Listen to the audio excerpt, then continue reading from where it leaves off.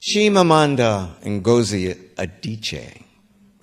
Her accomplishment in Half of a Yellow Sun is simply stunning.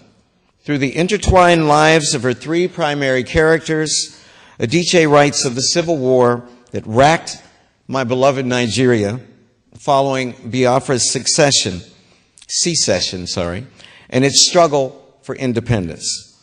She writes of ugly war and the destruction of lives in language that paradoxically is devastatingly beautiful.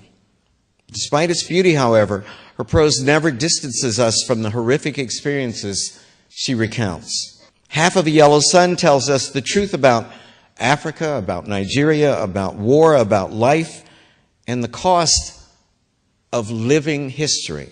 It is my pleasure to present Chimamanda Ngozi Adichie with the 2007 Anisfield-Wolf Award for Fiction for Half of a Yellow Sun. Both my grandfathers died in the Nigeria-Biafra War, which started in 1967 and ended in 1970. And I grew up hearing stories about them.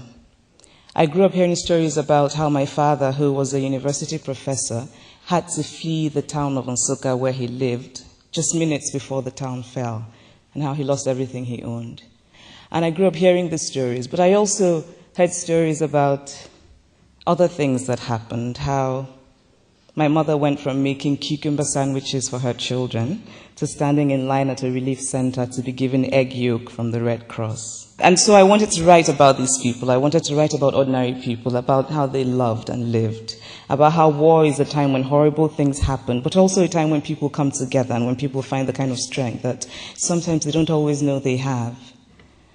Ubu was watching the children. They ran sluggishly on the parched grass, holding sticks as guns, making shooting sounds with their mouths, raising clouds of dust as they chased one another. Even the dust seemed listless. They were playing war, 4 boys.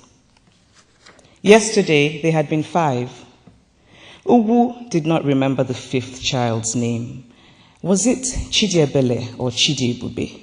But he remembered how the child's belly had lately started to look as if he swallowed a fat ball, how his hair had fallen out in tufts, how his skin had lightened from the color of mahogany to a sickly yellow. The other children had teased him often. Afomiliokwa, they called him, breadfruit belly. Ugu wanted to ask them to stop so he could explain what kwashiorkor was. But he decided not to. There was no need to prepare them for what he was sure they would all get anyway.